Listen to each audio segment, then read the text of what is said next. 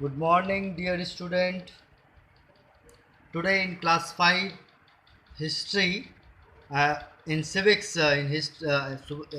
social studies, the civics portion, the Indian Constitution I had started in my previous video, and I had explained you meaning of a constitution.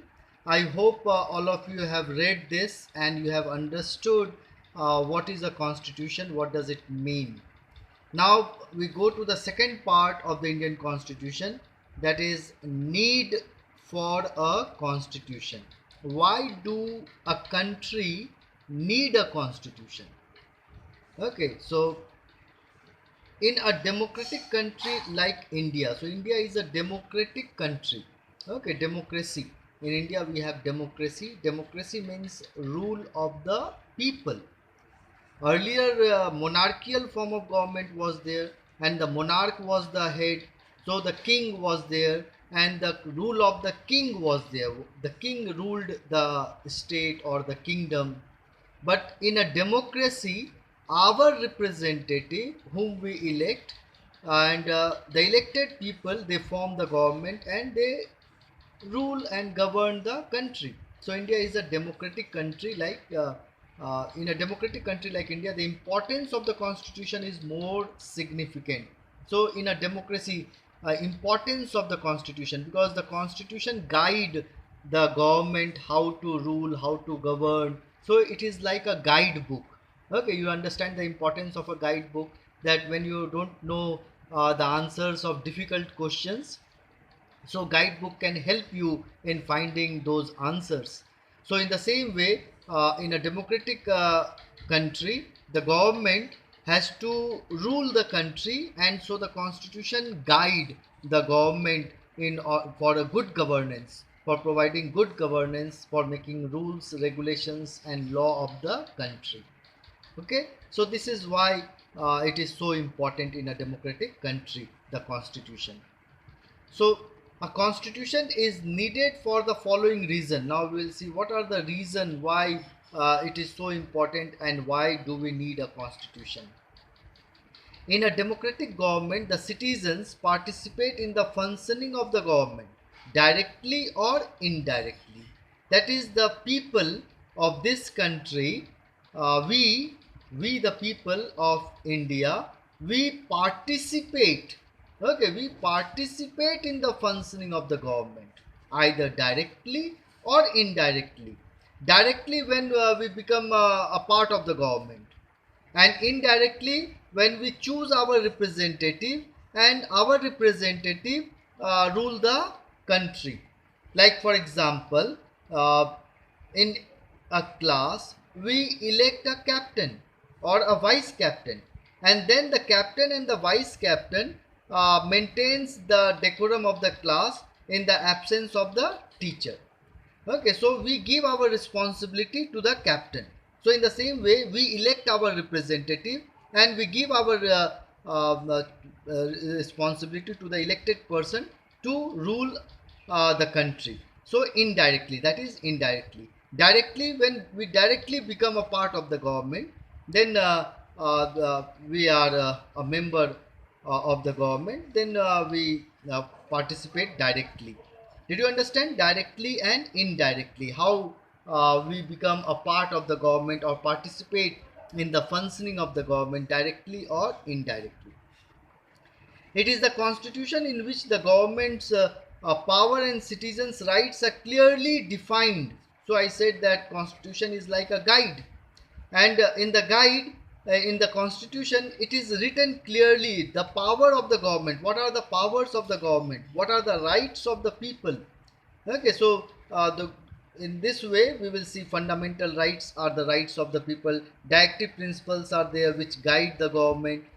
So these are, it is a constitution in which the government's power and citizen rights are clearly defined, clearly written, and so it prevents the government from misusing its right, because we know that what is written in the constitution, what are our rights, what are the power of the government, and if the government misuse their power and try to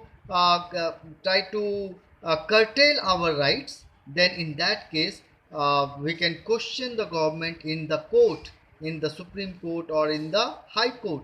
So it prevents the government from misusing its right, because the government knows that if I misuse my right or misuse my power, then the people can raise their voice against the government, and even sometimes they can go to the court.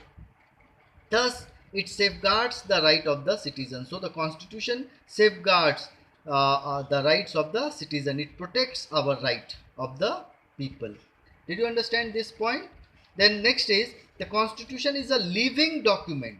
It is a document. Already I have explained that it is a book which contains many articles related to the functions, rights of the people, government power, okay, different forms of government. Everything is written over there. So it is a document, and it is a living document. Living document means a document which grow with the time. Okay, because this document was prepared after independence in 1950. Okay, in 1950, 49 it was prepared, and in 50 it came into force. But after that, so many years have passed, more than 70 years of independence we have lived. And so in these 70 years, the constitution have grown. Many new articles have been added to the constitution. When the document was prepared in 1950, at that time 390 395 articles were there, but now more than 440 articles are there. This shows that around roughly 50 new articles have been added to this document. So this document have grown in these 70 years. Okay, so that is why it is said the constitution is a living document. This means that it constantly grows and evolves according to the needs of the people of the country.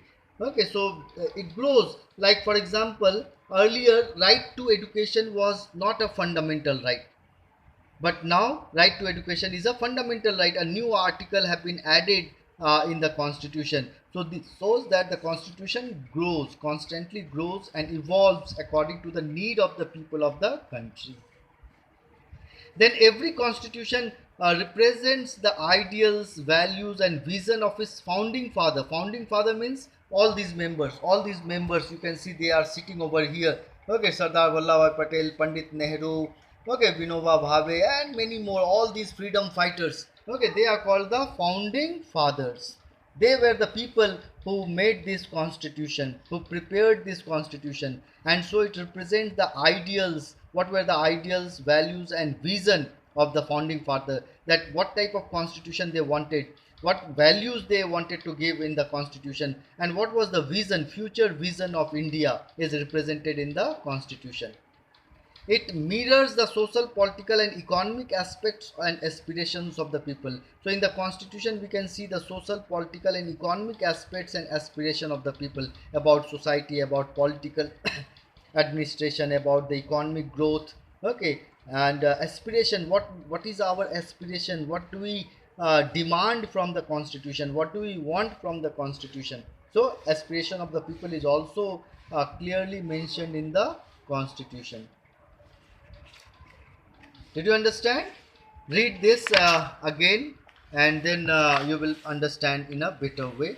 So this I will continue in my next video. Okay, till then, take care, bye, stay home and read the lesson and try to understand it, because civics is very important to understand. Okay, bye, thank you.